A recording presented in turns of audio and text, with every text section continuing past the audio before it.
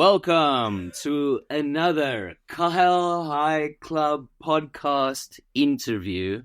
And as per usual, I have a very special guest here with me today. I have the one and the only Hunter Kennedy. Welcome, Hunter.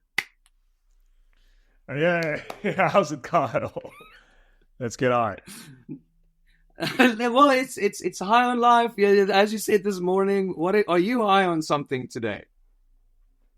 Life, just straight up life. Did some push-ups. I had a shower. What time do you wake up in the mornings? About 7.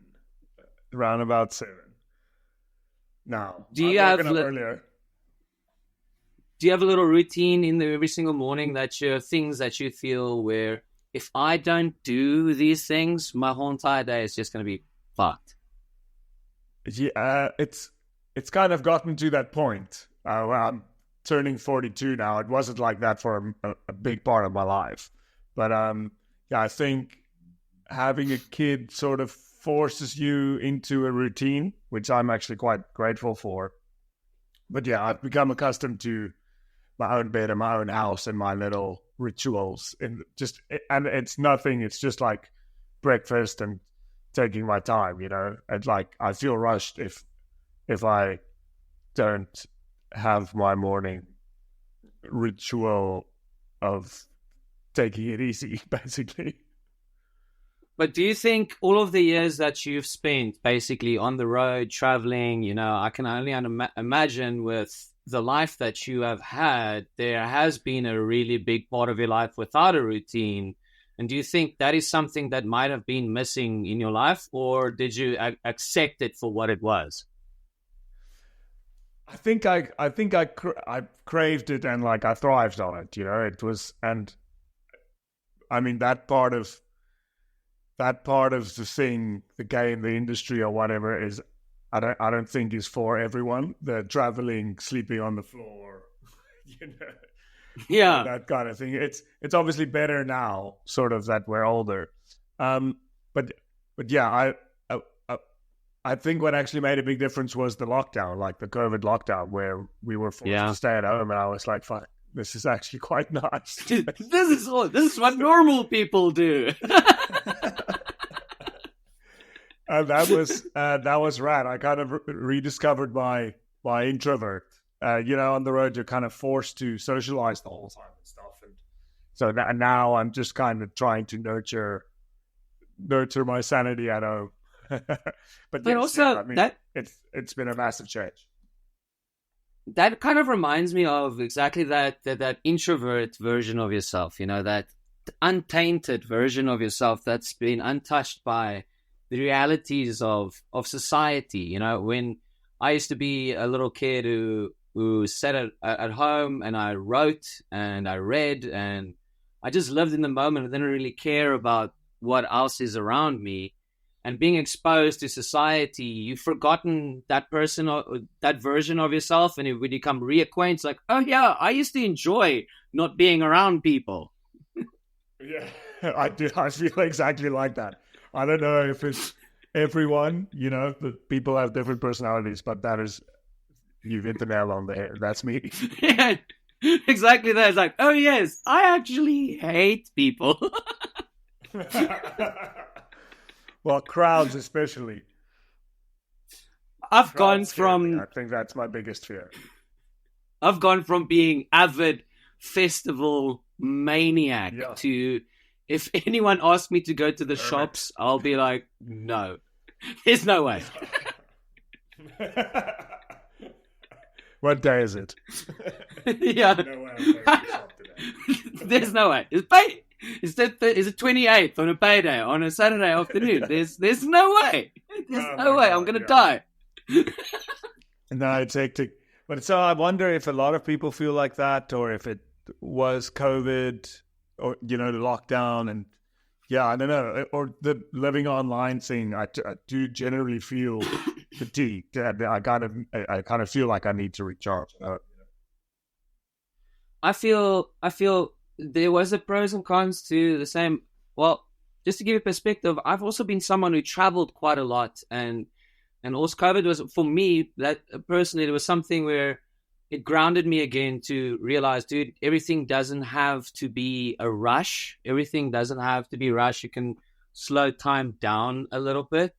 But I also found, there's no growth in any comfort either. So when you become too accustomed to that, I get irritated because now I'm just living off of screens and I'm just chilling at home and I'm not doing anything with my life. And that irritates me to just start doing things again. It's a good cycle. I know. If we're traveling hard, I just want to be at home. But then after a month, I guess you're like, I kind of miss the shows because there's like an energy. You know what I mean? All those people together, and I mean, there's something cool and revitalizing about that as well. So, but also, there's a balance between the two. But also, not necessarily people with shows or travel a lot at exactly the same time. But what I mean was, you mentioned fatigue and in life online.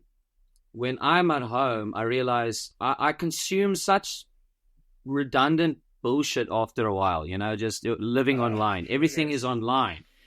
You become a consumer to absolute smut.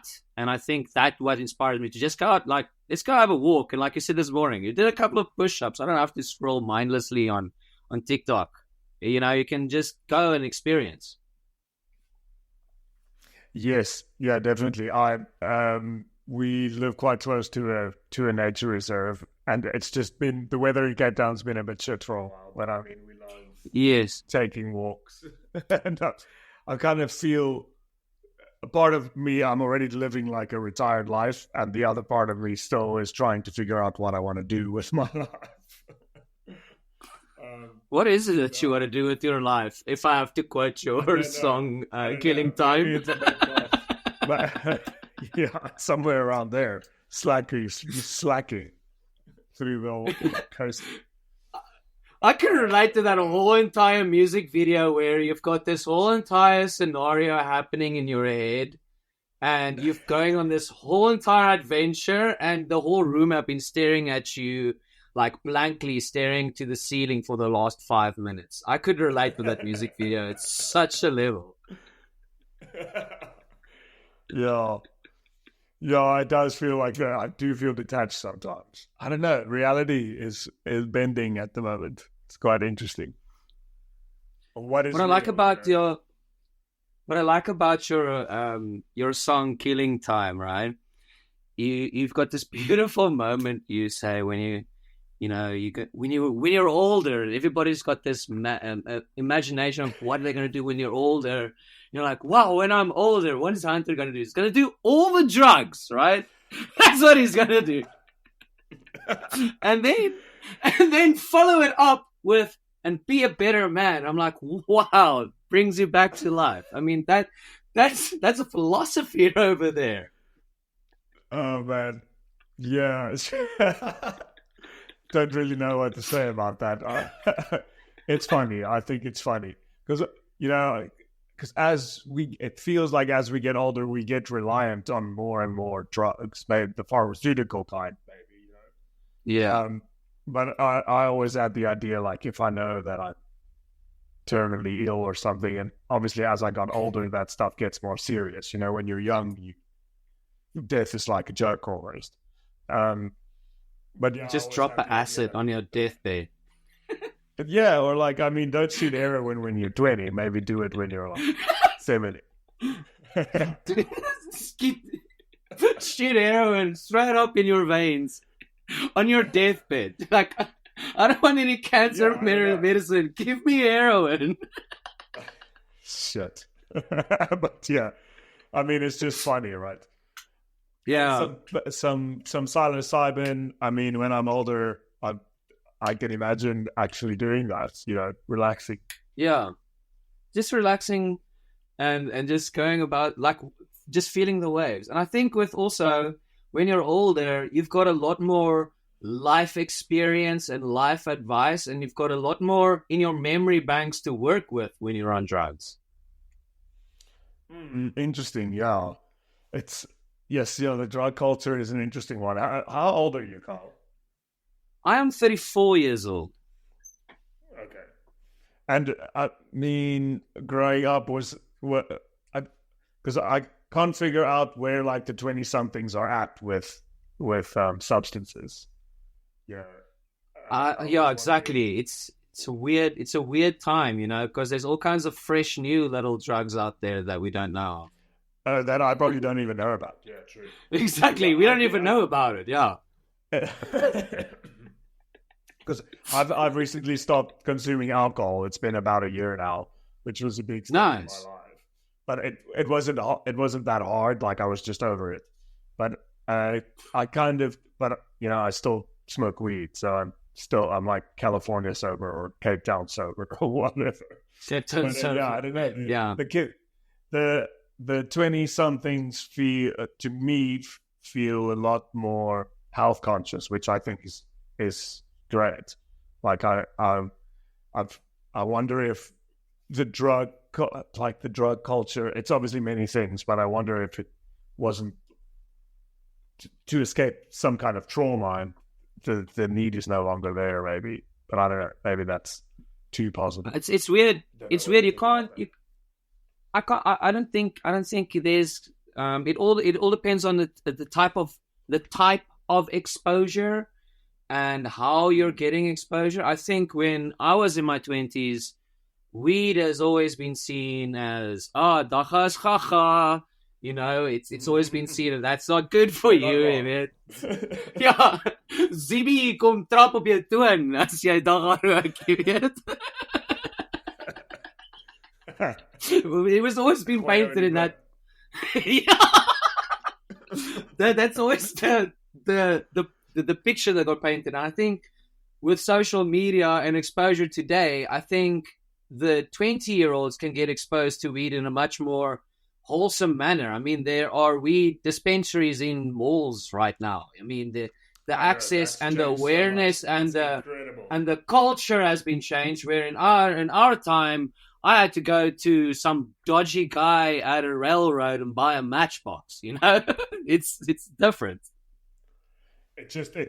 I can't help but feel like it's a bit of a powder keg match situation, because it feels like mental health instability is also like on the rise,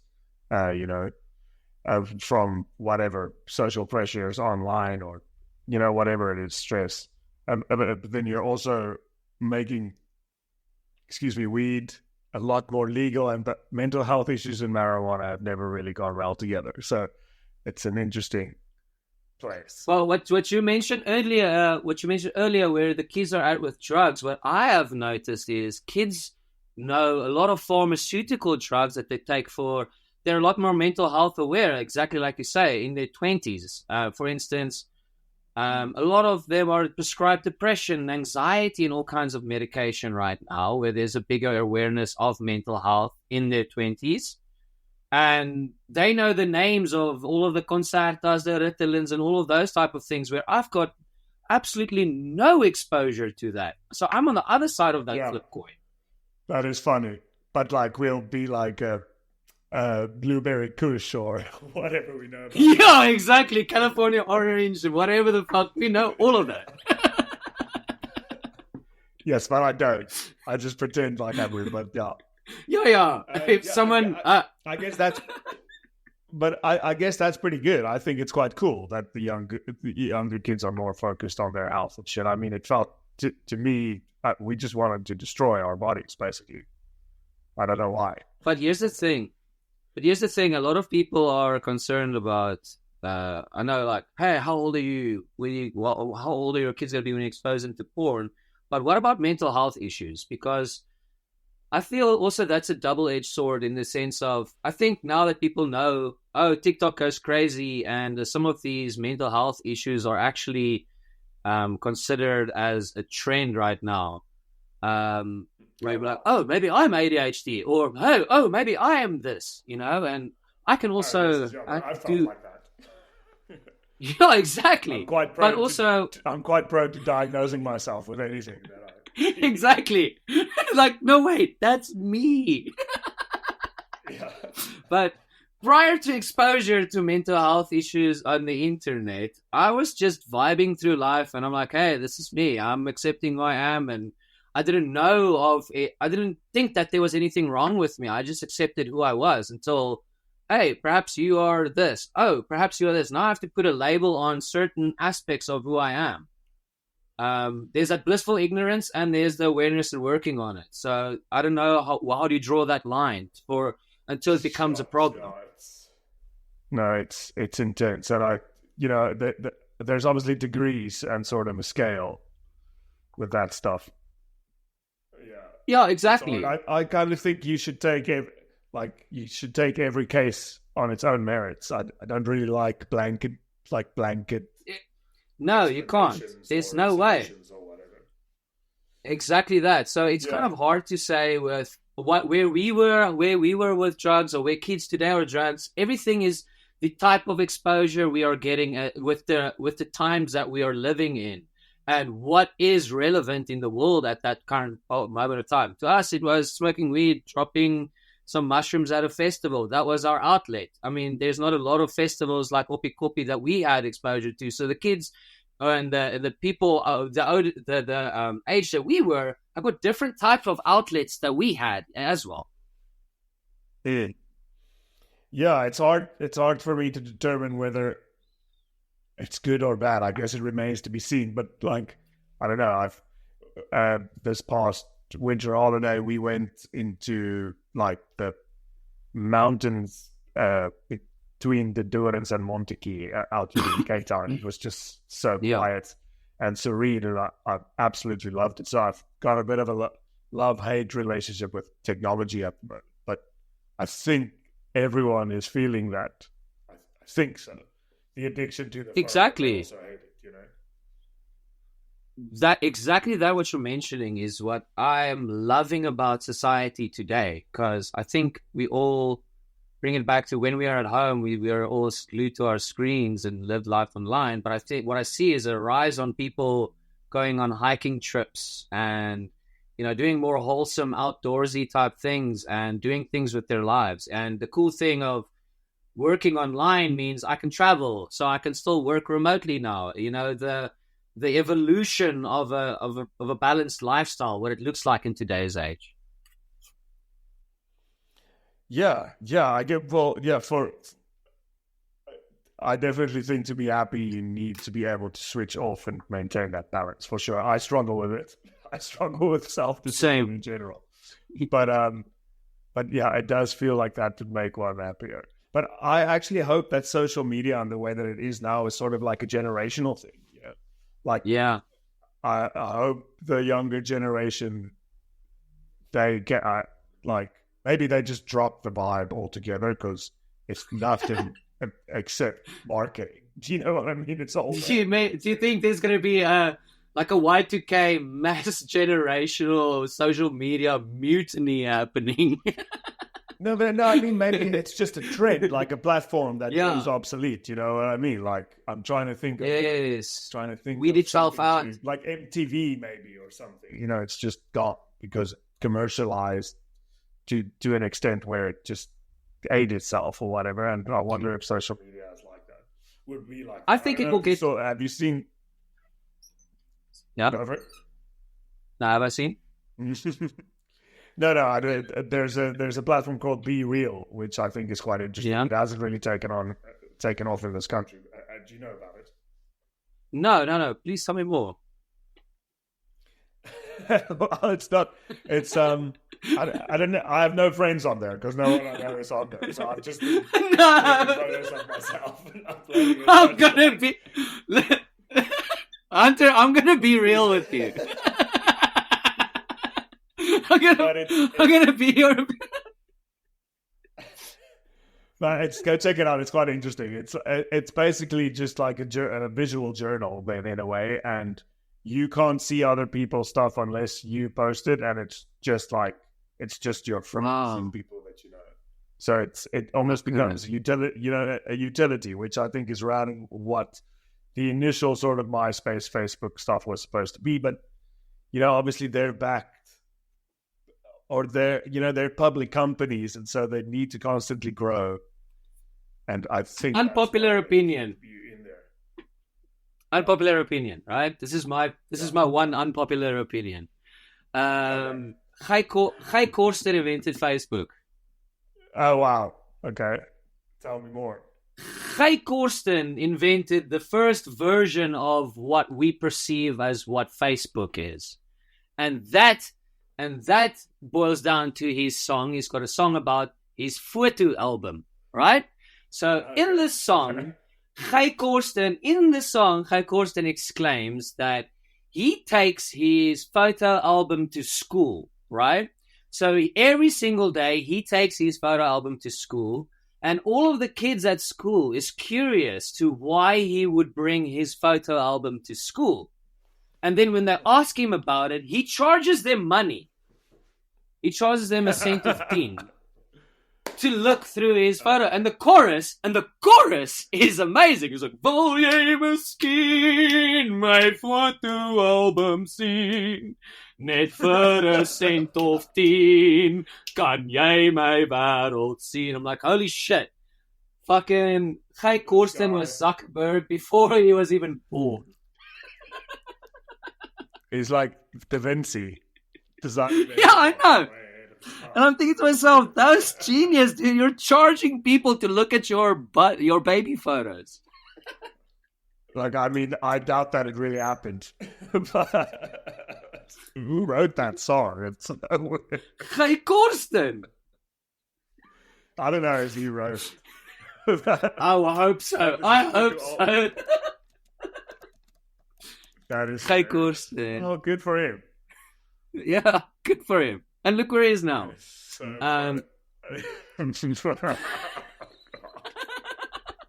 Dead. But what I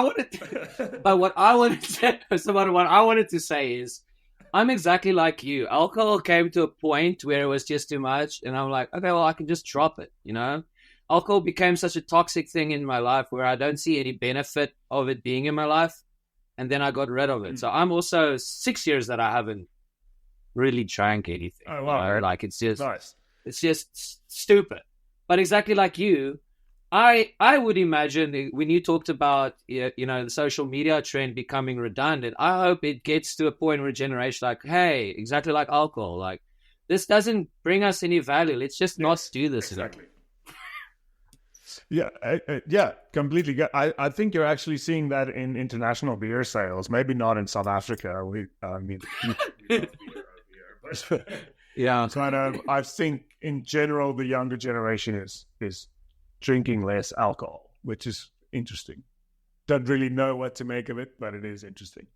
So I wanted to say awesome, but I was like, oh, dude, I mean, my alcohol years were some of my best years. Yeah, I needed that shit just to socialize. Exactly. If I didn't have that, I would have still been a hermit for the rest of my life. Yeah, no, it's funny. Can I ask you a question? Yes. Sorry that I interrupt. That just based on this, what we're talking about right now.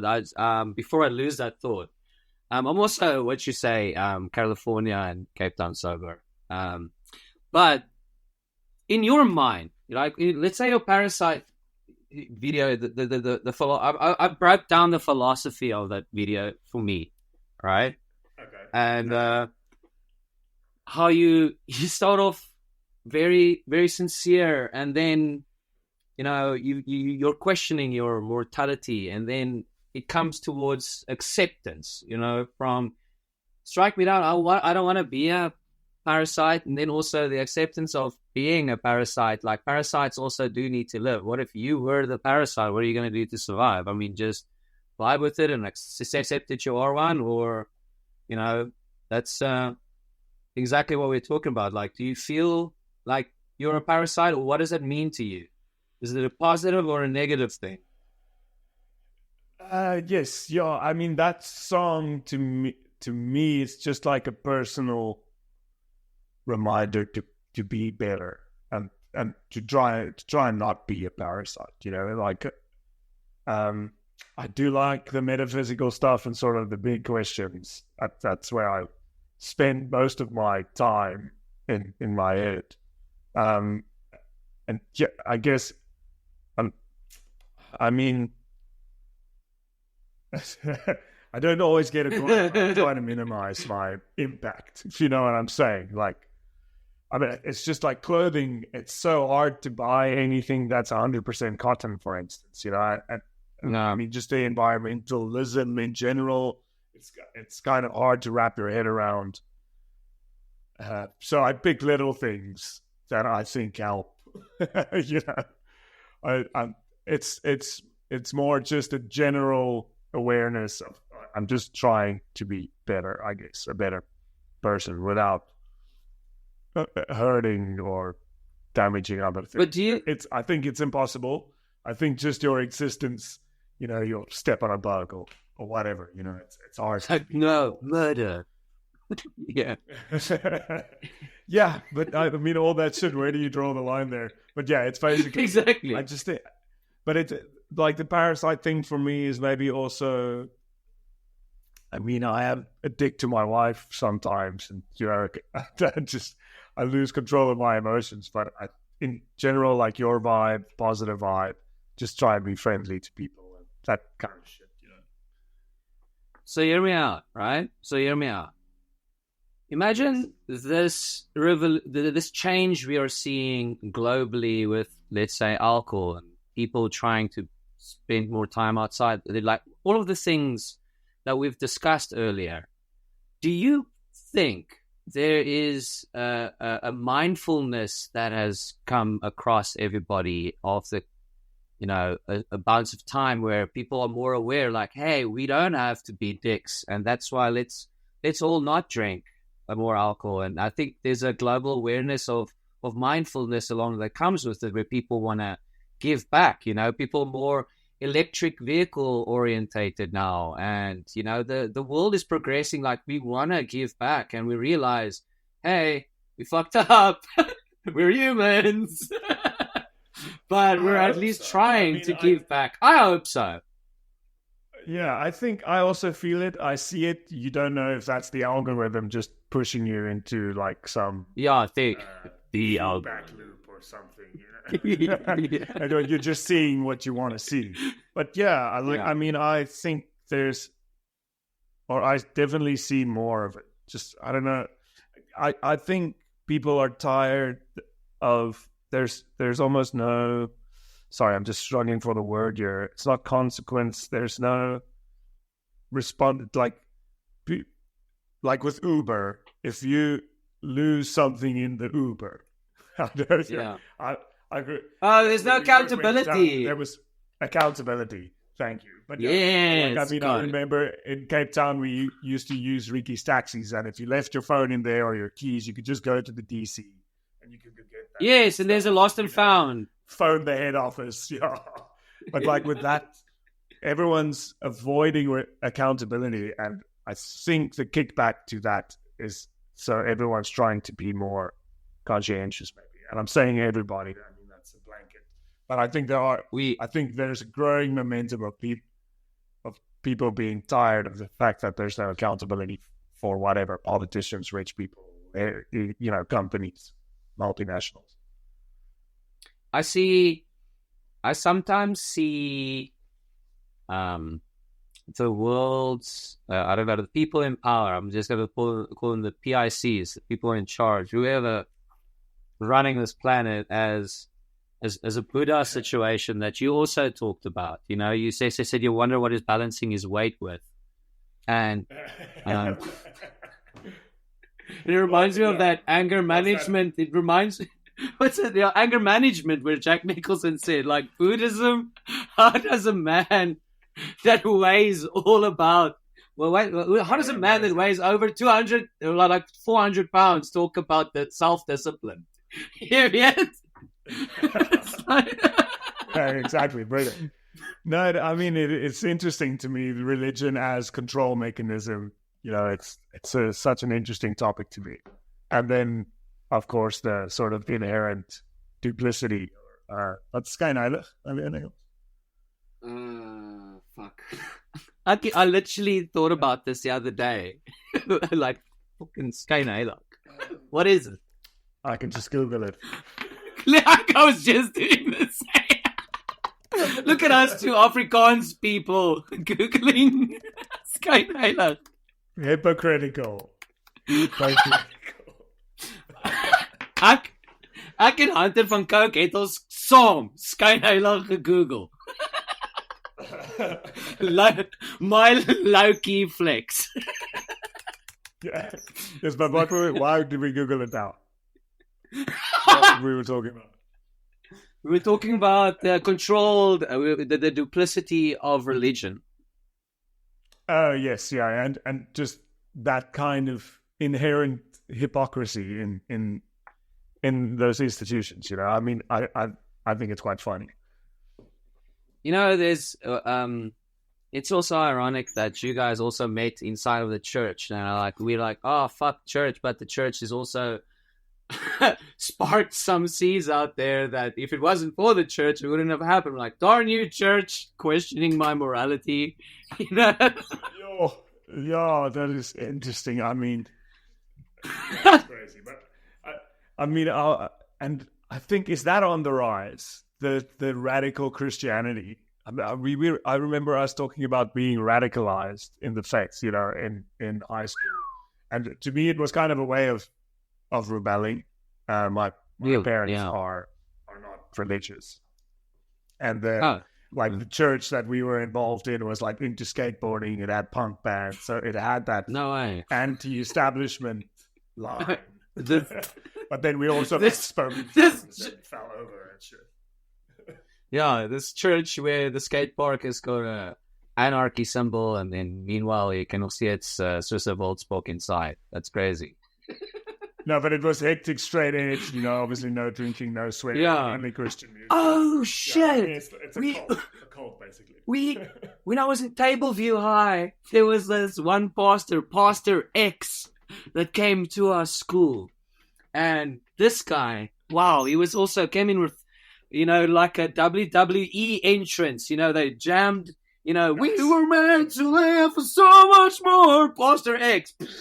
Great, and this guy, he is, wow, his name is Rex, and I'm like, it is Pastor X. I'm like, we see what you, Pastor X, we see what you did there, and he just grabs that mic, and he looks at us like he's ready to, like, belt a metal song, like, with a vein over his forehead. Amazing.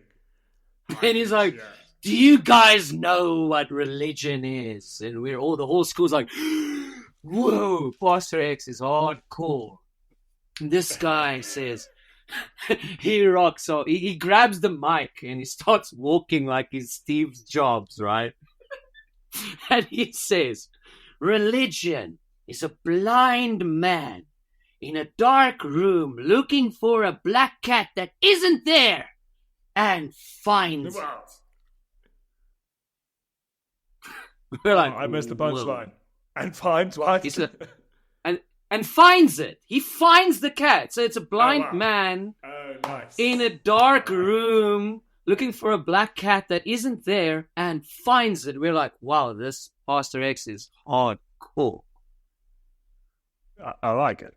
I think he's right. I don't know if he went to your church, if he's that type of skateboard pastor, so that's where I connected. What's our guy? No, I should have always called Steve. Steve. So more like a biker. Like August biker. But yes, dude, I've been wondering if there is such a thing as like objective reality. You know what I mean? I kind of agree with that. Like, if you believe it, it is true, kind of thing. And I mean, that's kind of interesting about post-truth. But it feels like it's just online. If you turn your phone off and you walk outside, you'll know what real is.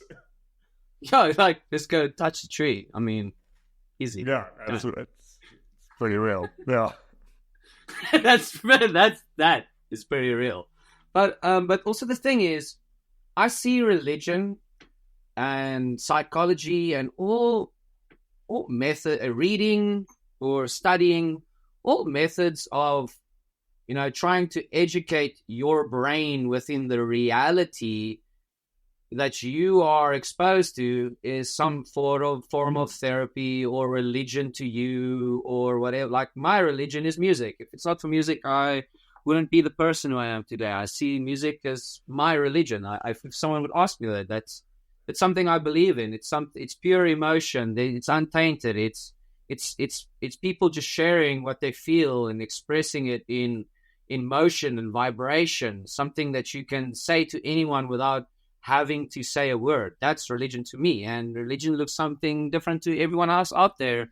And if it's helping you as an individual, good on you. I mean, who am I to judge? My name's not Judy. Yeah, I guess as long as you're not hurting other people. But I mean, that's an interpretable phrase. Yeah, it's interesting. Like tribe. I mean, that's kind of the tribe's idea, right? Like community. Yeah.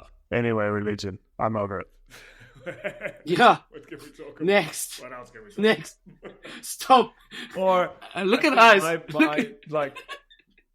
I do think my God is in the trees. You know what I'm saying? He's he, she, whatever. It's the source. I don't know. It's all so crazy. I just don't like it when people think that they're right. That shit irritates me. I think it when people are like, I'm not sure, but this is what I think. That's cool. Yeah. People are trying share your shit. On me then. But that's art for me. I mean, that's one thing I wanted to ask for you. Like, does creating art feel like a job to you by now, or is it still an outlet? I think there are different projects, and some projects you kind of do for the business of it, but those are generally shit. If you try and do stuff for me, if I try and do something for money, it doesn't really work.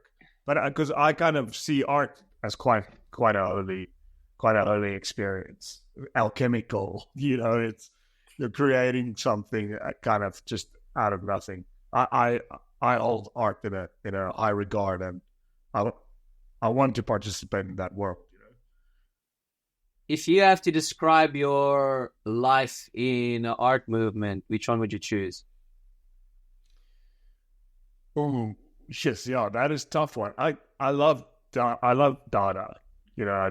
love Yes, I'm so happy. I'm so happy you said this, because I heard you on Prating talk about Dada. I'm like, yes, someone gets it. Consequential, at least. Yeah, I don't know. You get postmodernism and whatever, and I'm not sure. I mean, the memes these days, the dank layered memes, it's kind of Dada, right? I don't know if we ever escape that. Or no, but also if you look at the Dada, what do they call it? The electric fan. That little zines that's and the purple. Yeah, the electric symbol. Yeah, electric punk. Fan. Yeah. That's all punk with zines and everything like that. And exactly, there's a lot of expressionists out there today who mimics the urinal of Armat. And there's a lot of artists out there who mimics a lot of the Dada. And I think the movement has kind of been, the reference hasn't been named, but I think it's still an ongoing thing that's happening in a way modern way. Yeah, I think Dada is like a reaction to nihilism. I think Dada, if I remember correctly, it was kind of during the war or just post. And, they had to deal with all the deaths the baddest shit of humanity. So I think it's like a reaction to Trump, basically, is to go like, shit's fucked and ridiculous. Yeah, but let's have fun with that ridiculousness. Yeah, you could turn up the fun a little, I think. Well, we can, as we have houses and bank accounts with money in them. It's kind of a privileged position, I think.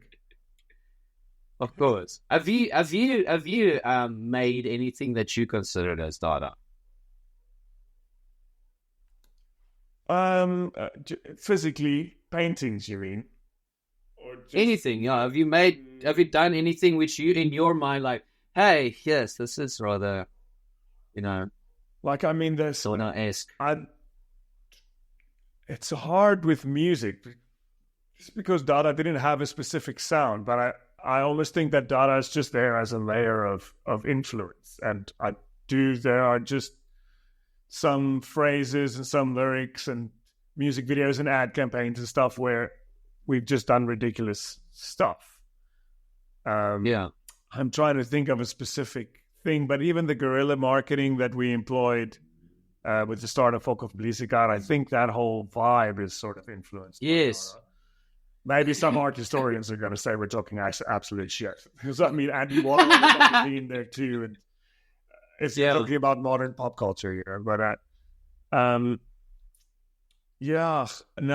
I'm sorry, not right now. There's nothing I can point to specifically and go like, that is Dada. I'm trying to think. Who do you think is one of your modern like art influence? If you have to say like a modern artist which you've seen started doing things that you think, wow, this person has been, you've been resonating with lately.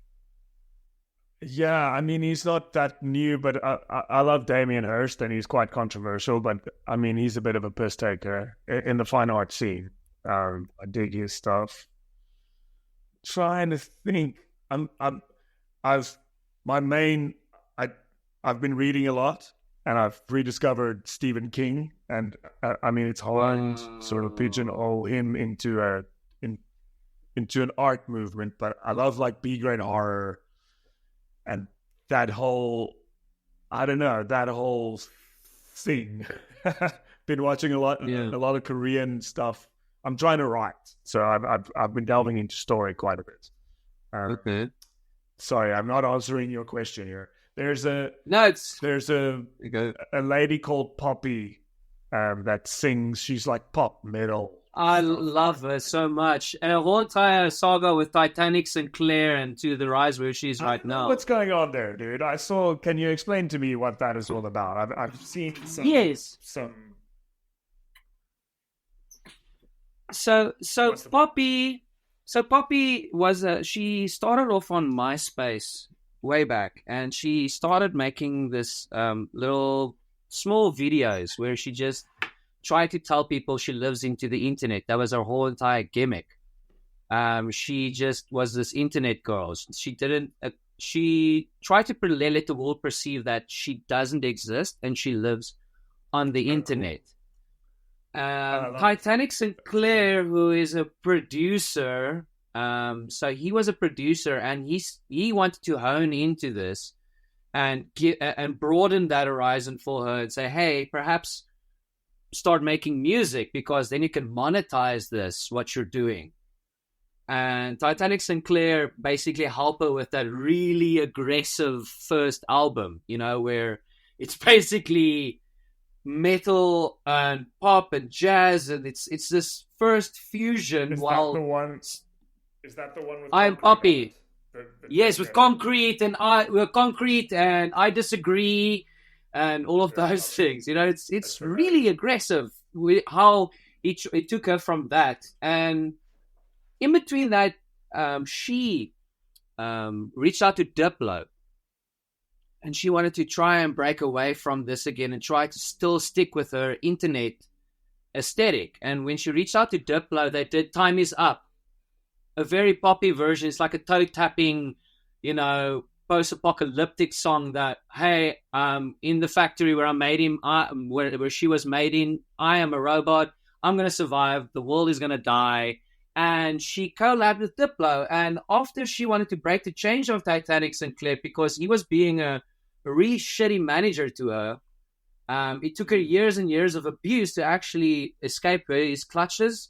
And now she's doing her own thing again. So it was a big internet drama about that, which fascinated me along the way as well. That guy, but there is there's a guitarist that played on that album, Chris Giacchiati, I think, that just does an amazing job. But yeah, I mean, that guy sounds like a dick, but that album is pretty cool. But Poppy recently collabed with Knocked Loose. That song, fucking Yo. I love it. I don't know if you've heard And the new Nautilus. I did. And she did in the same way. She brought out just before that, she brought out the tattoo cover. All the things she said, Yes. where she just basically, Amazing. Wow. But I think that I think like baby metal. I think, so I've been getting it.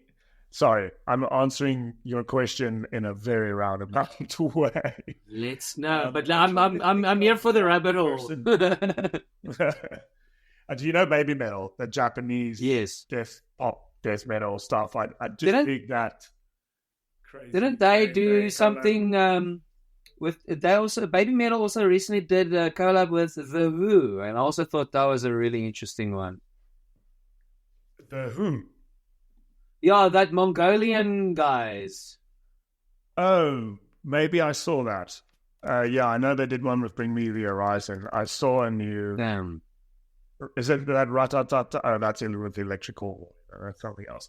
But I dig, because that to me is almost Dada. It's ridiculous. You know what I mean? But growing up with metal, it's not that ridiculous, and I dig it just mashes like that Japanese pop with death metal. Are you one of those people? I want to find out if you're also one of those people. But my friend said, Kyle, I'm driving with you such an adventure. Always when I jump into your car, when I jump into your car, you ask me, have you heard of, and then mention some ridiculous band name and plays me the most. Oh, nice. And plays the most ridiculous thing. I love being like, have you? Ja, ek sê soos het julle al Poppy gehoor op pad kerk toe. Jy weet soos.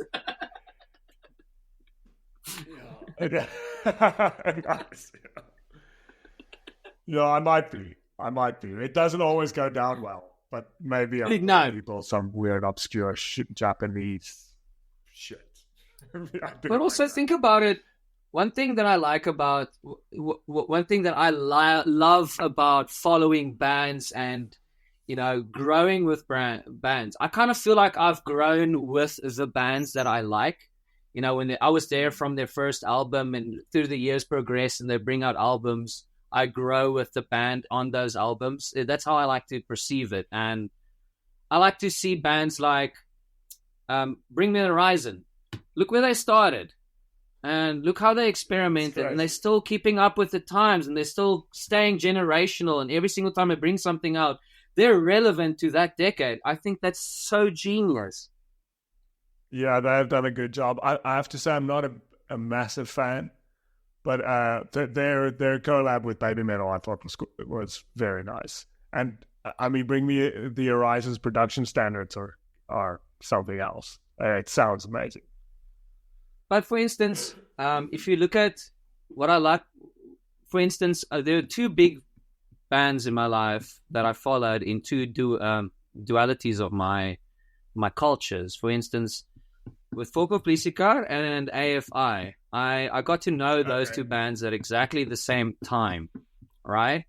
And I love what the two bands are doing individually, in the sense it's always been a mirror for me.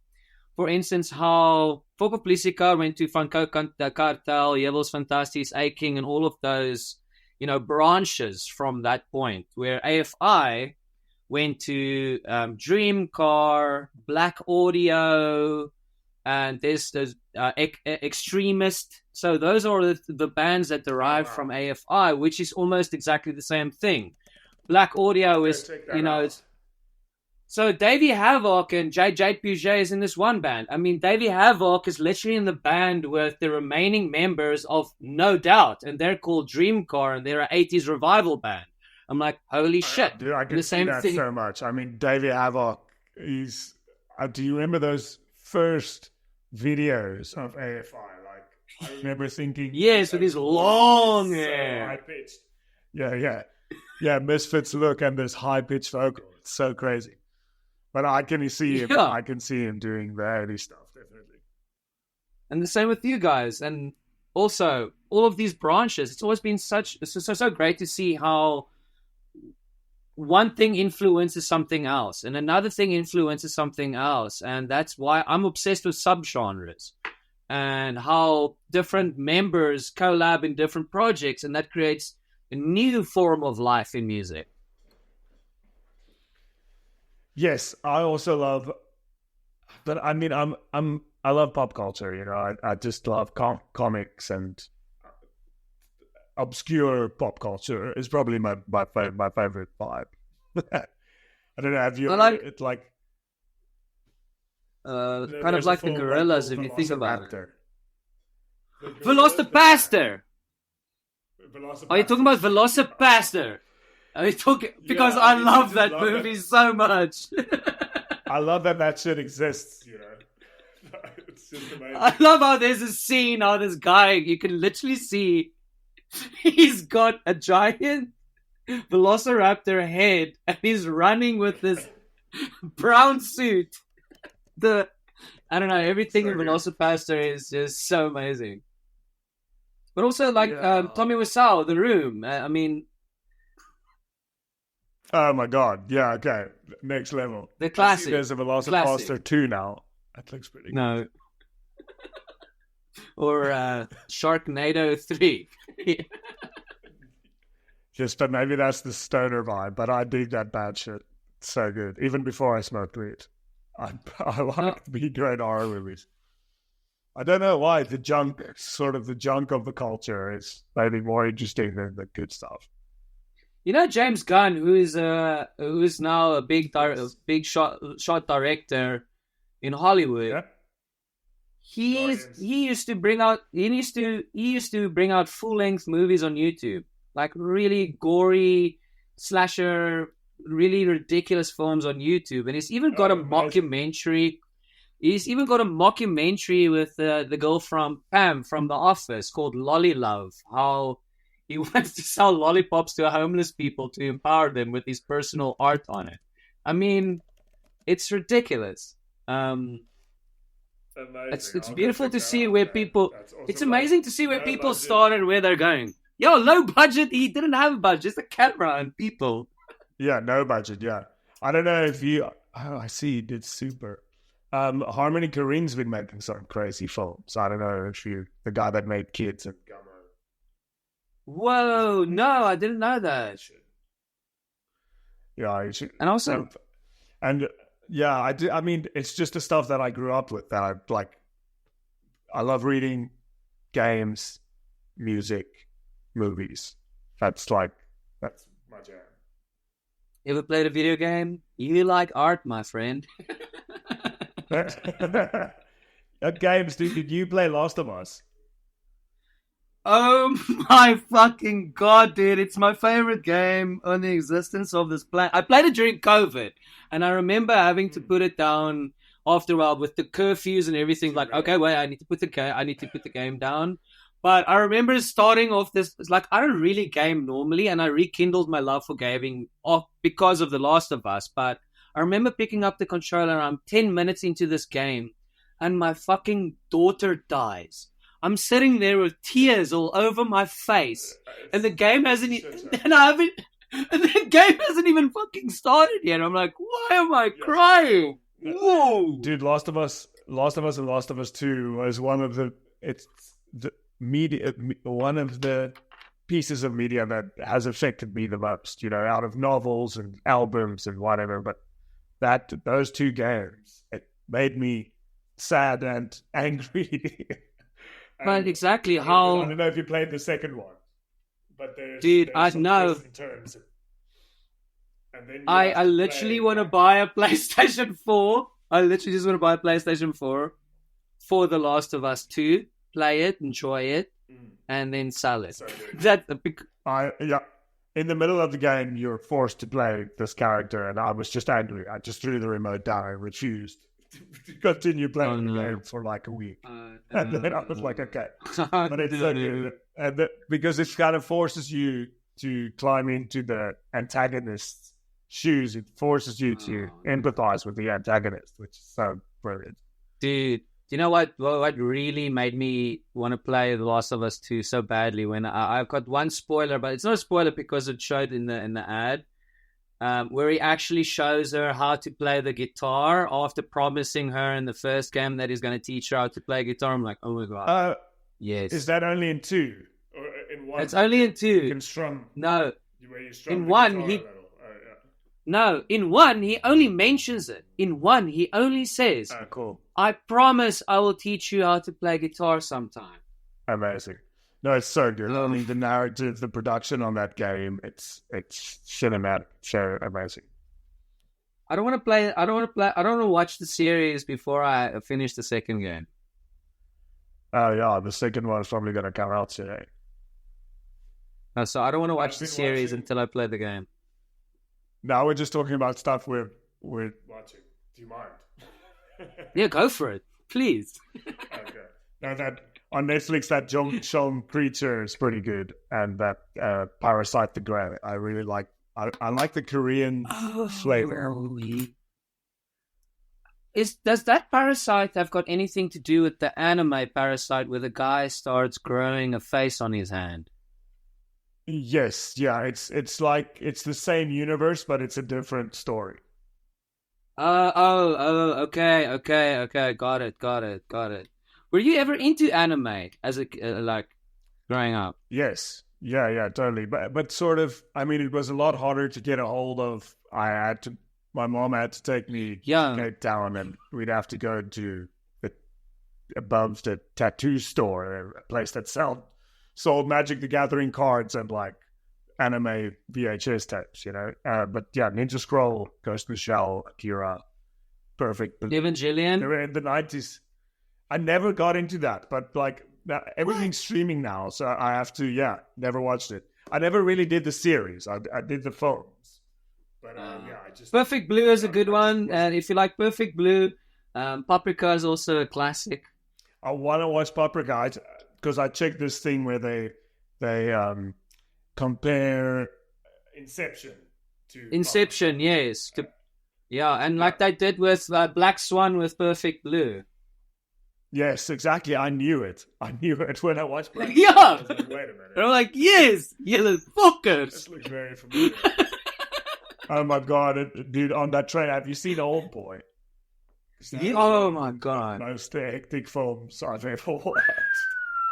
That was the most hectic film I've watched after Grave of Fireflies. Like, after I watched Grave of Fireflies, I thought this was it. And that just looks so depressing to me. I never watched Grave of Fireflies. It's the most depressing for if Cancer was a movie. It's it's Grave of Fireflies. But I obviously love Hayao Miyazaki. I mean, that studio stuff is amazing, and I can watch it. Dude, can I blow your mind with a super, super fun fact? If you love Studio Ghibli's. I love this. You probably know this. But did you know Heidi was Studio Ghibli? Yes, and Heidi... And Moomin! Two of those, isn't it? Heidi and Moomin. They do... I feel like Ghibli is the guys that did Thundercats that melted together with those guys that did Heidi and stuff. No, you'll see, before there was Studio Ghibli, the two guys, before the Studio Ghibli company was even existed, they did Heidi was there first. I think Heidi was there first. Yeah, it's Simonier, we are one. Yeah, I love it. We've actually got the Heidi DVD set. Played to my daughter when she was young. So cool. I tell you, I'm at the part of the show where I ask all my guests that if they could share absolutely anything to anyone in the world, what would that be? Whoa, what are we talking about? Like information? Anything. If I put you in front of any person or a stage or put you in front of the planet, if you have to stand in front of the microphone right now, and you have to share absolutely anything with anyone, what would you share right now on this morning that we are chatting? Jeez, dude. I know it's a tough one. No, because I rack my brain for things that I know. every day. That's what I say. It's a tough one because hashtag me too. You mean? I don't feel like I have anything to. Yo, I mean, I know. I think Gordon Hill Lewis is doing a great job in town as mayor. So I would like to tell him that, but I could just do it, I guess.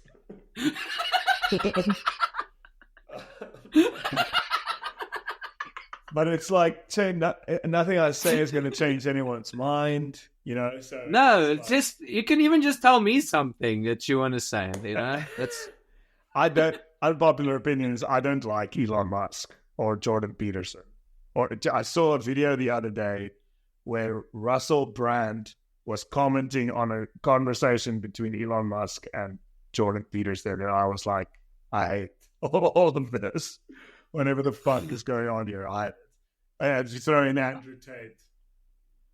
yeah. Andrew Tate's kind of like the cherry. Wow. Yes. What a toxic bad people. I would like to tell those guys to leave us alone. But I did that. Just whatever you do, you know what? You can just stay wherever you are and not do anything with us. Okay, bye. No, but this is the thing. Yeah, I would like to share. Sorry, just like empathy and creativity to me is very important. So I don't know what exactly I would say about that, but if I could share empathy and creativity with people, that would be what I would want to do.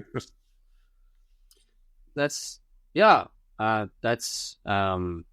probably one only thing I would want from someone.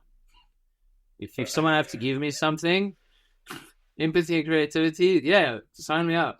You know, that's all I want from people. And I don't know,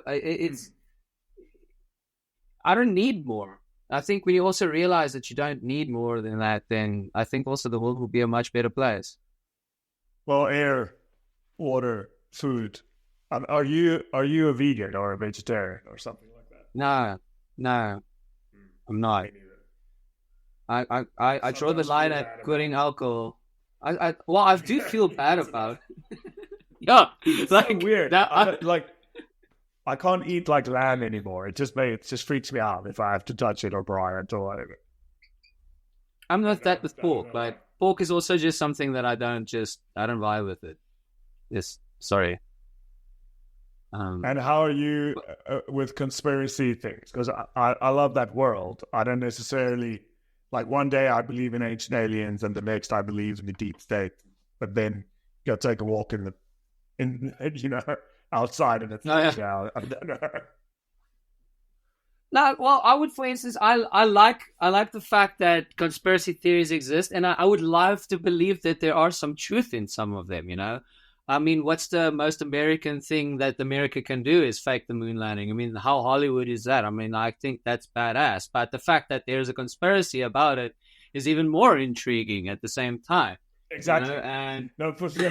So that's quite interesting. You were saying about art. Like, I actually feel like conspiracy theories, in a way, it's some kind of expression. You know what I mean? There's art for me there. Because I've delved into the sort of alien UFO thing. I mean, there's like birds aren't real. Forever. Birds aren't real is amazing. Yeah. But is that he's kind of fake that he's now been brainwashed or something. And he doesn't believe. He's like, birds are real. I was lying. Yeah, I see how he switched it around, but that makes people think, but maybe the birds told him to say that birds aren't real, so exactly, birds are real. It's exactly what a bird would say. Yeah, exactly. Have you... like, there's this, then there'll be this guy, what's his name? He'll talk about, you know, being taken to underground bases and fighting 8-foot blue avians or whatever. You know, they're just this crazy shit and sit there straight-faced telling an interviewer this. I mean, that's Yeah, but exactly. Like Moses was actually a Martian coming down, and you're like, yeah, I can actually see that. Perhaps angels Why were not? just I can a entertain. bunch of aliens. Perhaps angels were just a bunch of aliens that came down to planet Earth. They're like, fuck this, we don't want to be here, and then leave. And ever since then, they didn't have phones or cameras or anything, so they had to write on tablets. Just I mean, spaceships. fuck it. Yeah.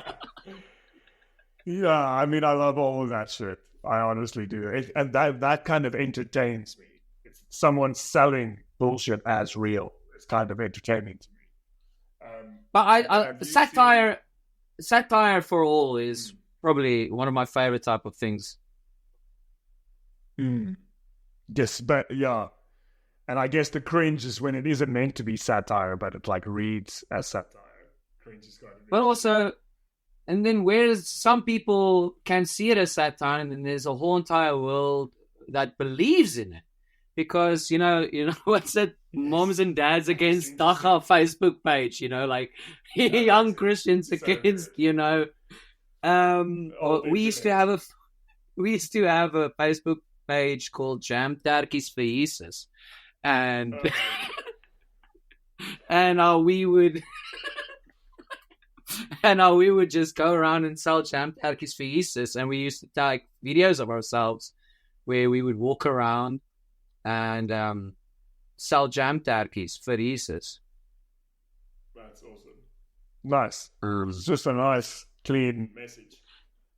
No, but it's just like a lot of people like, waar is hierdie? Nee, ons is nie, dit sal nie belong nie. It's just the whole time of videos of people declining us the whole time. It's just, nee, dis Dinsdag. Fuck off. It's just, okay. But that's why we filmed it. That's why we wanted those reactions, But anyway. Did you have you seen the Skibbity Toilet vibe? There is actually gonna be a full length movie by Michael fucking Bay. Holy shit! Wow. Yeah. It's a crazy. I don't know. It's a crazy time. I haven't actually checked the clips, but in true post fucking whatever era we are in, I watched a video of a guy explaining all the videos of Skibbity Toilet. And that's the same guy. It's gonna be crazy.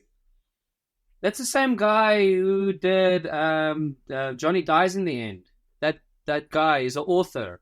He makes all of this really interesting TikToks and Instagram stuff where he describes things about all kinds of random things. He's an author, right? Oh, it could be. I mean, it was very... Sorry, I didn't know the creator, but I did... yeah, it seems like he was well-versed on story structure and narrative. He was going into the lore of Skibbity Toilet and whatever. And so, it was quite entertaining. Do you a favor, right? That guy... I'll get to his name and I'll send it to you. But that guy wrote a movie, a book called Johnny Dies in the End or something like that. And they made a movie about it. I feel like I've seen that. Okay. And he paid homage to South Africa in the movie because the movie was shot in South Africa and there's a South African flag in that movie. He's always loved South Africa ever since he shot the movie. But it all started from his book. So he's... the fact that he jumped on the lore of Skibbity Toilet just shows a multi-generational, pop culture revolution. It's kind of like what people are starting to do with the Mona Lisa from decade to decade, Yeah, it's just I would like to see what Michael Bay does with it. It's fucking... Exactly. Michael Bay! Wow. Because, like, Transformers is cool. It looks just like Transformers, And imagine. He's got his own style, but the Skibbity Toilet is going to be, like, better CGI heads coming out of the toilet. It's quite ridiculous. It's giant. Imagine... But I guess Imagine living in a world. Now, we are currently living in a possible universe.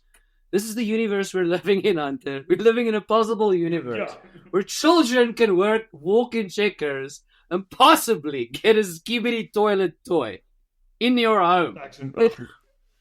Yes. No, amazing. We live in that universe. I'm all for it. You can... Yeah. Do you believe in multiple? So, for instance, do you believe in multiple dimensions? Only multiverse. Well, multiverse is one thing, but do you believe you're a third? You're a third dimensional being, and that there's fifth and sixth. So, apart from the universe and the multiverse, as we are sitting here right now, there's a fourth dimension happening within planet Earth that we don't know about, and that just beyond our reach, kind of thing. I don't know, and beyond our mind. I don't really know what that means, So it's hard for me to rationalize it. I can believe it. It's to me, it's not an impossibility. I think, I don't know if this is just pseudoscience or whatever, but there's the idea that our sensors, like our eyes and our ears, it only senses a certain band of color and stuff. So there is a possibility that beyond our sensors spectrum, there is other stuff. There's things happening, but I mean, I met my answer is I don't know, but I could believe it. So there's I met a guy from Iceland. His name's Arnar. He's also been a guest on the show, a doctor, and he came to. So when I lived in Durbanville, in Laudo's parents' house, yeah, I rented there in Laudo's parents' house. Yeah, Chris and Tanya Delia, and amazing. Yeah, and he was a doctor here in Cape Town. I met him on his first day in South Africa, and we were friends until the last day in South Africa. But he told me that in their schools, they teach children that those gnomes are those elves, that folklore of the elves that they have. They teach it as they exist and they live in the fourth dimension. That's what they teach their children, and that's what they all believe. I love it. I mean, that is quite interesting, right? The objective reality. There's a country where kids are growing up with that magic. I love it. I love it more than sort of the atheist West, I think. Yeah, like the blind. I almost feel like that leans into teaching people creativity. I like animism. I like projecting emotions onto plants and shit. I think it's a good idea. It is. We've actually been to Iceland, and it's quite magical there. I mean, just having that layer of shit is incredible. Yes, on top of that beautiful, on top of that magic island that you guys live on, there's this magic of a fourth dimension. I mean, wow, that's how I am brought up to live my life. I think there's a lot of beautiful, and they believe in the Norse gods, because I remember walking down the street with Arnar, and I'm like, dude, this is Cape Town. This is not Iceland, dude. You need to watch your back. And he just firmly walked there, and he said, "Do not worry." And he said this with all of the belief in his eyes. Thor will protect us. He said that, and he's a 40-year-old guy, or I think he's 37 or 38, right? But he's older than me. Yeah. But Icelanders are funny, man. You never know when they're taking the piss or not. But exactly. I mean, Bjork is interesting. I love Iceland. It's so small. I think Reykjavik has something like, it might have changed now, but the last time I checked, it was something like 280,000 people. And the next biggest town that we went to was like 300 people in Vik. It's and there's basically nothing in between. It's just so cool. And the whole place works off of thermal energy. It's kind of green. They have no antibiotics on the island because there are no viruses there. Obviously, people can bring them in. But yeah, it's a super interesting place. And there's always an active volcano somewhere around there, you know? Like, it's so bonkers. You're living on the Sad, basically. That's crazy. Yeah. Like, just be aware, there's always death lurking, you know. But with that extra dimension, I think it's quite interesting. In there's a school of thought that this guy Jacques Vallée, I think it was Jacques Vallée that basically brought it to prominence, but that like those old fairy tales, because there's like with those the other dimension, the fairies, they can spirit you away. You know what I mean? They can take you to that dimension. And then you're like not supposed to eat when you're there because then you'll be stuck there.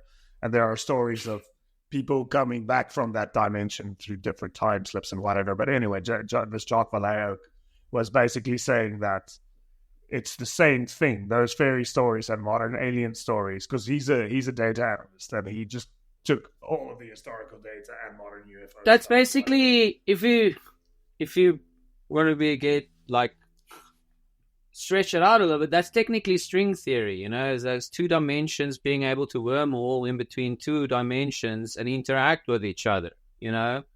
That's what creativity is for me. It doesn't have to be a physical realm. It can be an idea, it can be a project, it can be a philosophy, it can be a way of life, you know. It can be anything that crossing borders to dimensions. And that's why I also feel creativity, that's why I said that empathy that comes with creativity, the sincerity within the art, the process and of the art, you know, the art itself, the artist. There's so many layers that creates this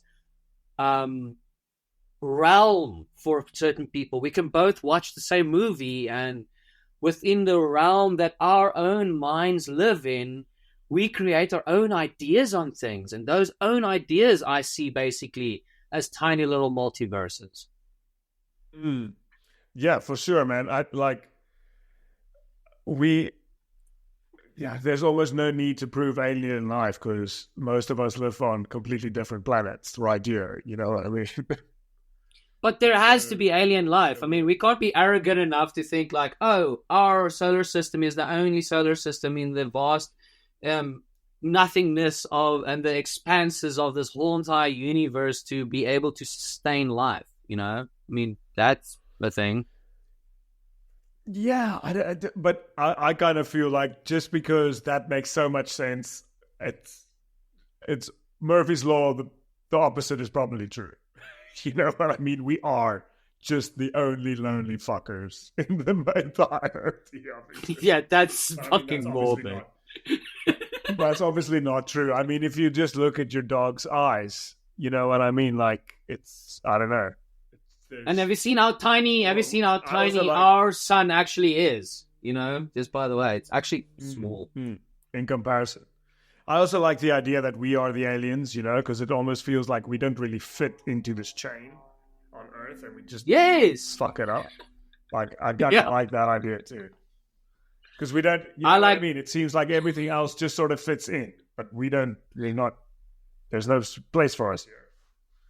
Well, that's exactly that. Our logical perception of God can be a bunch of aliens came down and like, hey, let's put 2 humans on this planet and see what happens. You know? And we'll come back. Remember, one of their years is like a decade on their planet for how slow their planet moves. It's like, let's go check up on them in 1 year. And then for us, it's like a whole entire 1,000 years. And they're like, oh, shit. No. Turn around, guys. We messed up with planet Earth. We just let them do their own thing. Cheers. Ja, cheers, guys. Jesus kom weer. Uitbeloof. Oh, wow. Yeah. Sorry, that... I'm done with... Yeah, sorry. I'm done. I feel so blasphemous today. It's 10 o'clock in the morning.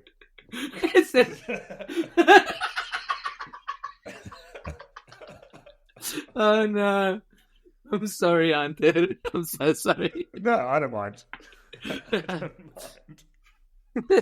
And it is, I mean, do you think people are too touchy or do you think people are too provocative? I don't know. It's I don't interesting know. the free speech debate, the Elon Musk, X, all that shit. That's the thing. It's different. If you have to globalize, like you said earlier, I'm also one of those people. I can't blanket solution things for everything because there isn't. I mean, for me personally, I'm a very bombastic person, but I'm just loud. And when I think something, I say it. I try to be me as much as I can, and I just blurt it out, and it happens. And sometimes I realize, oh, I am this, or people are attentive to this. Am I going to react to it, or I'm going to be aware of it or mindful of it? So I don't know. I think if the public eye is on you, there's a really big difference between your personal life and who you really are. And now you need to structure your personal life in a way for it to be able to be digested by the masses. So I can't really relay any. I can't really relay. I mean, you're one of someone who can actually relay a lot more than that, being more in the public eye than I am. And say, how do you split your work life with your personal life, with how the world perceives you to who I really am?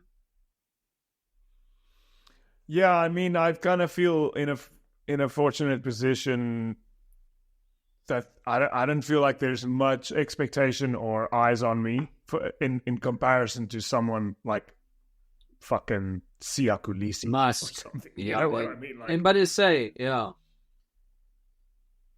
No, I think the more eyes, blasphemous. Yeah, exactly. But as I say, the more eyes, the more you need to actually split that lifestyle way down the line. It needs to be a black and white split. I think the more eyes you have on yourself. I mean, poor Arnold Schwarzenegger can't even go to the beach in his old age anymore because he'd be like, oh, look what happened to Arnold, you know? Shame. Yeah, that's it. Yeah, I don't know. I don't really know. I don't think you should put yourself out as someone you're not. You know? Yeah. No, but I think with the Musks and all of those guys, like I also hate. I think the reason why I hate Jordan Peterson is he became in my opinion, he started off as a very sincere human being, and I kind of feel like he's become tainted to a way where he's finding a way to package and market and product his who he is as an individual versus in previously he used to be more of a free spirit. I mean, I think Elon Musk was a lot more humble when he still worked on PayPal, you know, versus where he's become a meme, an alien now. So I don't know how to take these people seriously. Yeah, I kind of wonder if it's inevitable. You start sort of believing your own stuff when you get up there. I don't know. It's hard to tell. But yeah. And I mean, we might just also be influenced by loads of crap, you know? We're like, look at those two. What are these people? What do they know? Yeah. It's like an idiot billionaire. But it does feel like it. I can definitely feel like a groundswell that's akin to something like the French Revolution happening to capitalist billionaires, right? Or do you think I'm losing it? I think I definitely feel a groundswell of hatred towards the new kings or whatever. I think we're right on the cusp of it. I think we're right there, right on the brink of that. I feel that as well. I think there's a big energy. That's that tension that you know, it's that lingering tension to a point where you can't bottle it up anymore and you need to let it up. You know, I think we're right there. Yeah, I'm just not schooled on economics and sort of the principles underlying that, but there are obviously cycles to civilization. You know, I think in South Africa we're... As a Steiner, I'm just sitting there. I'm just getting this vibe that shit is tense. The vibe, yeah. The vibe is tense, but you can see it in climate. You can see it with prices. You can see how split the communities have become. I never even knew that there were terms like leftist and rightist. And people are a lot more aware of these things. Oh, you're more of a leftist. Oh, you're more of a rightist guy. I'm like, whoa, this is how did people get to this point where we're so? But you can say it might be the anger and the hatred towards the PICs. Yeah, I mean, I definitely grew up distrusting authority, and I don't think that'll ever change. But yeah, putting yourself in some kind of political box, and I mean, why are we in South Africa even talking about America's politics? I guess it's because we've kind of grown up in a South Africa that was aligned with the West. But so I think South Africa might have, or I believe South Africa has the potential to kind of move away from that. I just don't know what the economic implications are. No, I yeah. Like there's so much to dissect because you get countries like a lot of my friends went to South Korea recently, right? And they said a lot of the companies' food relies on imports.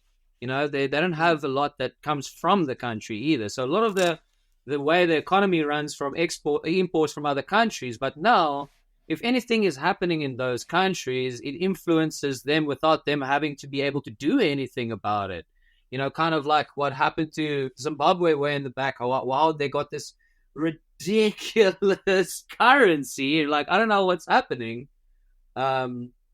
How do you bring it all back to his life? Like, okay, well, hold on, Hunter, hold on. Let's just open up the window quickly and look outside. The birds are chirping and the sun is shining and everything's okay. Let's just live within our own realms, be creative, be better people. Because I think the wider you go with overthinking and worrying about, and I know you need to be aware with what's happening around you, but I think I'm at a point in my life where I'm just, what do I need to survive during my day in order to just have a good day and have a good life? And I'm just going to focus on that. Yeah, for sure. I mean, I've also sort of I've for the first time in my life, I've got like a 20-year plan kind of thing. When it's, when we started Folk Police Guy, it's like, we're going to be dead by 28 anyway. So it's just fucking go for it. And then that didn't happen. So it's like, okay, shit. Oh, we need to make a living out of this. And I'm kind of being a dick about it. But that just fucking went wild from 20 to 40, basically. But now I basically want to eject from society and, be autonomous and self-sustaining as a long-term goal. And I wonder, I don't know why we're talking about this, but, I wonder for South Africa, I think it would be smart to try and be more autonomous and not rely on as many exports. Specialization, like what's happened in the world now, it's almost like China is the factory, America. For a while, it's been like that. China might take that over. But, America came up with the sort of the new applications and the new designs, and it would all just be factoried in the East. And all the rice is made somewhere else. And all the, you know what I'm saying? All the minerals come from Africa. It's like very special. I'm also... Exactly. I'm thinking to myself, why can't we in South Africa just be like, whoa, guys? We've got awesome soil, and we've got everything we need to survive is inside here. Everybody actually needs us. So why export everything for it to get regurgitated back to us for a higher price? Let's just all try and, live off the fertile soil that we have, that other people don't have. Yes, yeah. I mean, I would even like to see it on a, what do you call it? There's decentralization, I think is the term for it. I would like to see more almost like towns that are autonomous. You know what I mean? Each town has, and sure, climate's change and you can't grow corn everywhere, or you can't grow, certain things, but maybe you can in tunnels and hydroponics and that kind of shit. But I would almost, because in lockdown, I think there was a bit of a fear of the supply chain, and all of that shit fucking out, and then the grocery stores are empty. But yeah, it would be cool I don't know, maybe I'm just nostalgic or romanticizing it, but I like buying from local farms, and I guess I'm a bit anarchist in that way. Like I like decentralization and more autonomous, smaller autonomous sections. I don't know how to explain it. No, but exactly the same. No, but that's kind of what I hear you, and I think South Africa has got everything that we need with regards to support local within the communities. If we can basically get back to that support local within your, not only South African to South African, but within your community with what your community needs. I mean, I've recently moved around between the Free State and, the Eastern Cape and Cape Town, and there's this beautiful ripe communities with, like you say, farm stores, like local businesses. You've got this whole entire situation or thing in your mind where, hey, I know this person since I was a kid. They run the bakery, and we keep it local within the smallest communities and interact within communities. I think so. I personally believe South Africa has got an ecosystem for that to exist with whatever talents we have. Yeah, totally. I just don't know how do you start that conversation. It's like it's like we're trying to fix 30-year-old problems, but there's we can't. I think we're too far gone. Yeah, and AI, but I mean, we're supposed to be positive on this podcast, aren't we? So I still think there's a turnaround. There's a turnaround point. I'm feeling quite positive about the country, actually. No, same. The local election, and everyone's sort of, and I mean, it's amazing how the Springboks and Rassie is almost like, if it wasn't for that, I wonder if we'd be as united, But also we've got Driekus, we're entering the world circuit. We're becoming recognized, in sports and culture and arts within what we're doing within South Africa, with what we are doing, with what we've got to this point. The beautiful thing is what we have with the culture and the art we're being recognized globally in a very positive market. And that's where I agree with you that there is hope for us. I think things are changing. I think the youth is also becoming a lot more united than the previous youth. Living off of the apartheid curse, and that's also being, eradicated by generation, where we're all way more united than when we are since we were being since '94. Yeah, I mean, it's so sad that you still actually see the effects of that shit, but obviously it's a complex problem with yeah, fuck. No, it's a crazy vibe. But it does, hopefully, if the people in charge, the PICs, just focus on the fundamentals and start getting somewhere. But yeah, I mean, I don't really want to talk politics, but I just like the idea of people that aren't into politics just putting back into where they live, I think that could work. Yeah. Just one thing that I, especially to bring this whole entire podcast full circle, one of my biggest things that I realized in between all of this crazy stuff that we just talked about, and being back at my hometown, I realized that the one thing that is the most important on this planet is community, and that can be your community of friends, could be a community of band, a community where you lived in. Community is really important, and I always joke to people about the Moot. It's the closest to a farm town that you can get in the city, and that's why I always come back here, because it brings me solitude, it brings me peace, it brings me serenity, and it feels like love. It feels sincere. It feels true. That real that we talked about when we go outside and grab on the leaf. And I think that is family and community. That is real. That's all that makes sense to me right now. yes, I completely agree, and we're constantly starting new projects and shit, and the talks are definitely into fostering communities. I think it's a big part of a person's sort of axis of happiness, like financial stability, health, and I think what's also important for happiness is to feel like you're a part of something and what you're doing is making a positive difference for Yeah, sort of a general happiness. if I have to put in Foco Polisicar songs, my current mood where I am right now, I'm caught up between a world of Sporadis, Nomadis, and Brand South Africa. I'm living like in a limbo between those two. Escapism and fucking pessimism. Yeah, or revolution. I'm in a limbo.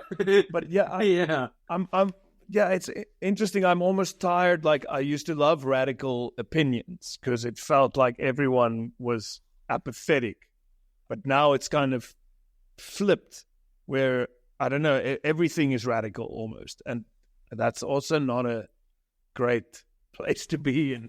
It's intense 24/7. Whoa, what? Like, what? Everything doesn't have to be intense all the time. Yeah, it was so good just for those 2 days out in the silence. I actually thought we were going to be bored, but the days went by so fast, not even looking at a screen and just chilling in the absolute silence.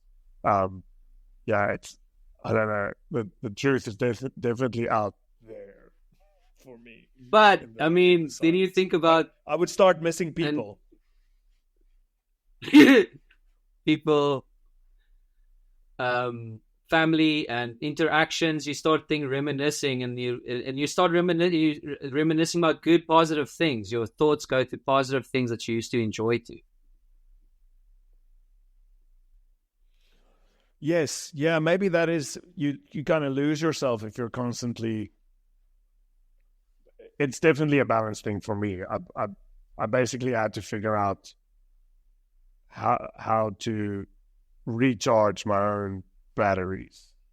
That's probably something that's happened to me the past 2 years, to be attentive to my own, because I've just got burnt out a few years in a row. Anyway, I don't know why I'm saying this to you now, but yeah, it's definitely been helping me to just be able. Do you think it's because you haven't had it? Do you think you haven't had time to switch off and take it easy for such a long time that you needed to realize I think I had the opportunity. I just didn't know. It definitely feels like that. I definitely feel like I'm remembering myself sort of pre-pubescent almost. It's almost like from puberty to 40, it was just an absolute shit show. And then from 40 onwards, it's been, kind of remembering who I am kind of thing. I think there was an opportunity for me to not live like that. I just didn't think about it. I just pushed. Yeah, but you didn't have time. Well, I just think that's also this is something I need to do. I need to push. You, for a very early age, you put a lot into a massive risk, and you've been rolling with the punches ever since. And I think perhaps, pushing through all of this, you need to also get to a point I can't just keep rushing through life, and I need to remember what I used to enjoy and start doing more of the things that I want to enjoy, because this is part of who I am. I think, for me, it's a lot better. I try to make decisions according to intuition rather than finance, for instance.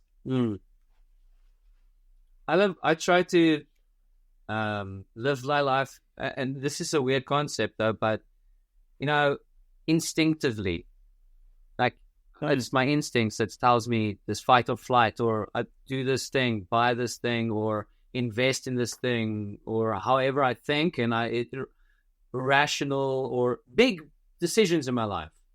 I firmly believe I have an instinct to make these decisions based on what some swallows fly south for the winter. You know, it's I try to live instinctively.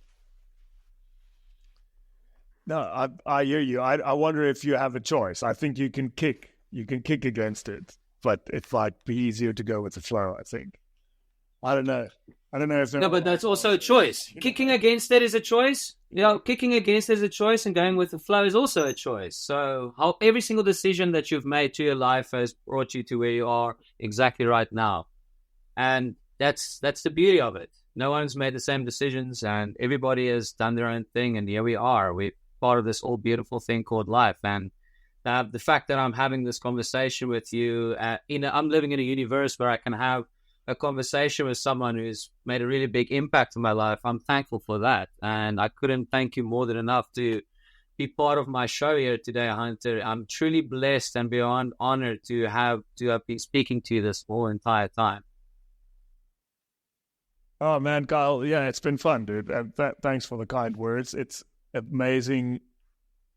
Music and bands have shaped me and been a big part of happiness in my life. So it's cool to hear that we were able to pay it forward, you know. But I wanted to ask you, what do you do except for this podcast? Can I creatively? No, I just mean, what do you do for a living? Like, what are you doing in the mood? I don't really. We've just been talking about me. I want to know something about you. So, what do I do? Well, So, what I do for a living, I currently work remotely for a property management company. But my life has been taking me all kinds of ups and downs and things that I kind of also rushed through things. I've been traveling in my 20s, and after my 20s, I've been traveled up here in South Africa. And recently, I've been up and down. There's a couple of years I've been up and down between family members because I tried to move to Cape Town because that's where I went to high school. My parents were out there, and my brother died. Came back to Pretoria, and I've been bouncing around trying to figure out where I want to go.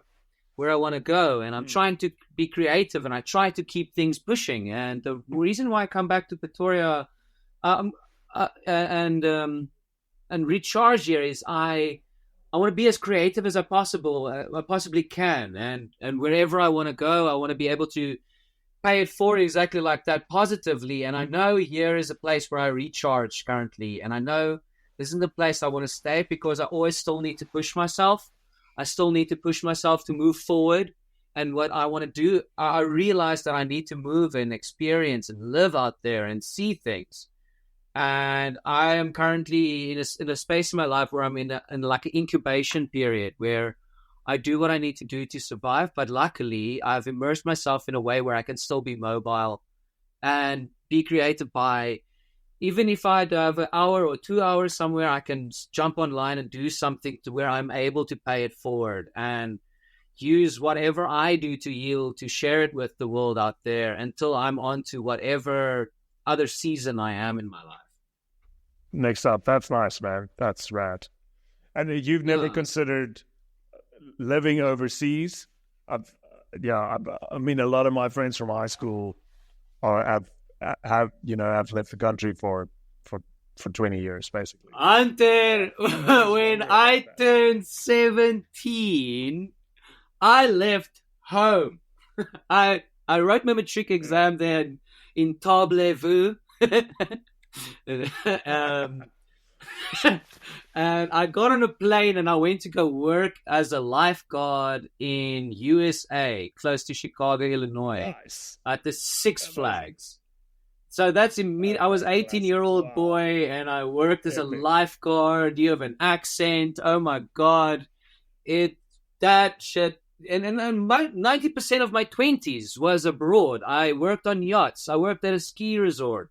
I just tried to smash as much as I can out of life and do all kinds of ridiculous things that I can do just to see what is out there. You know, just not sit at home and not do anything. And I think that's the best way to deal with whatever anyone's deal with. Just go out and fuck shit up, you know?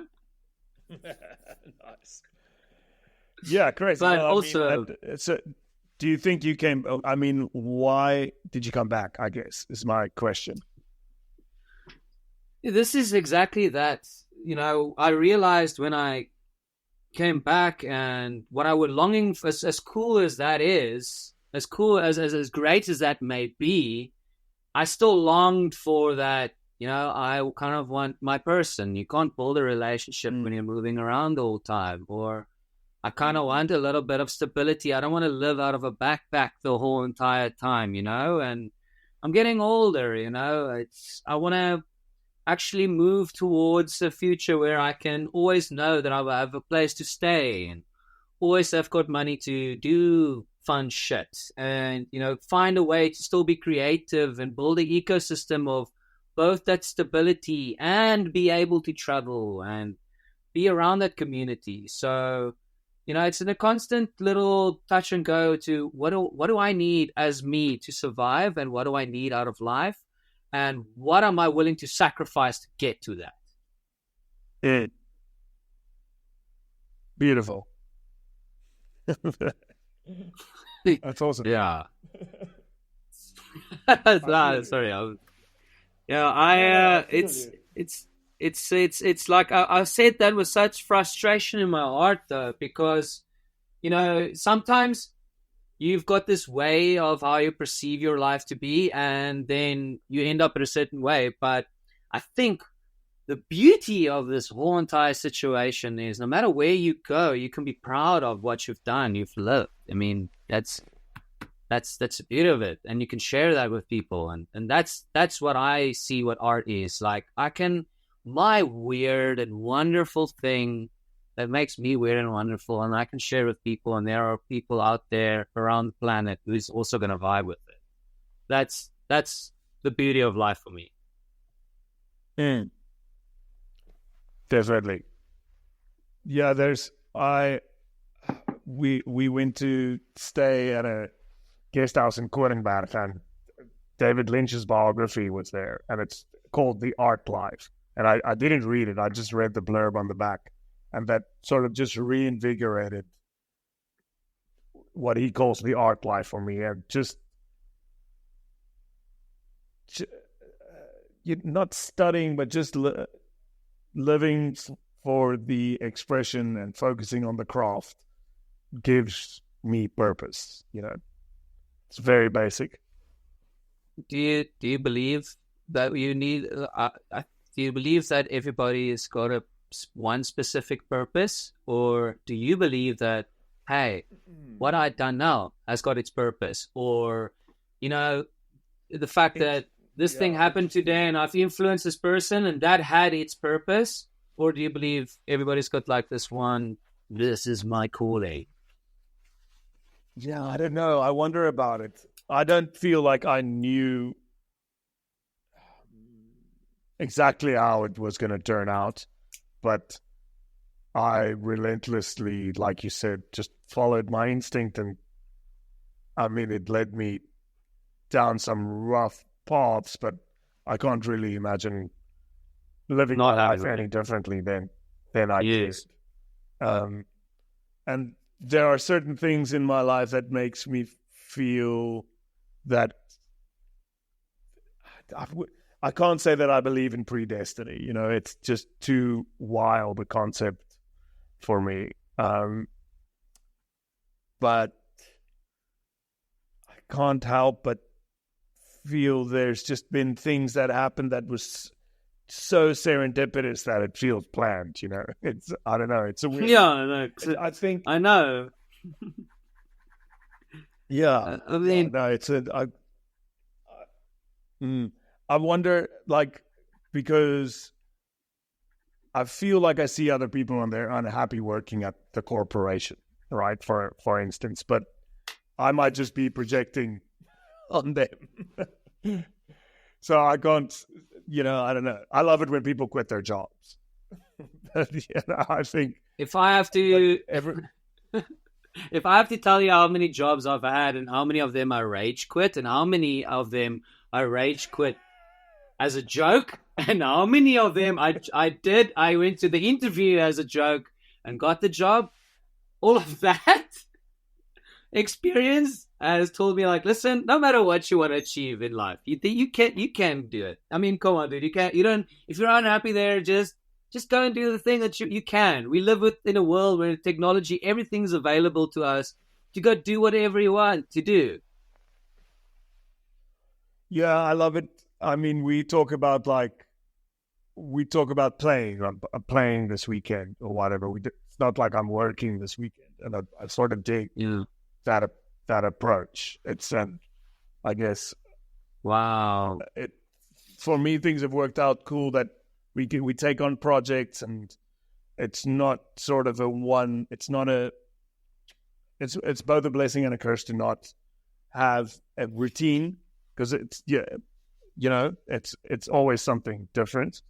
But yeah, I love playing, and I love people that approach life like they're playing. And I gravitate towards those kind of people. I don't really like taking things too seriously. I don't know. I can't remember why I'm telling you this now. But just in terms of, is there one sort of goal? I think like a goal is different to a purpose, and I think maybe a goal is to find your purpose and to live that out. Yeah. I like, one of my favorite things. I had a friend called Nick. He's from Texas.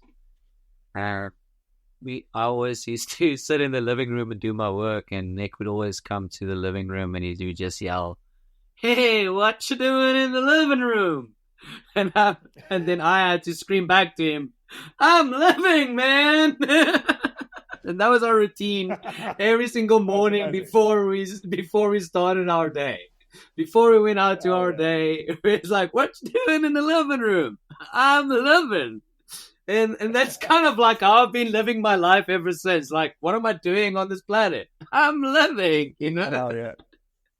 Hell yeah, man. That's awesome. Hunter, I'm going to say goodbye to you right now. It's been an honest pleasure. It's been so amazing chatting to all of these stories. And I just wanted to give you a massive thank you for your time with me here today. And yeah, I hope you want to, if you ever want to come back, the Carlisle Club's door is always open. Oh, sweet, man. Thanks. Yeah, it's been a great start to a morning. I'm ready to go living. Let's go live. What you doing in the living room, Hunter? Living, brother. I dig it. Dude, thank you.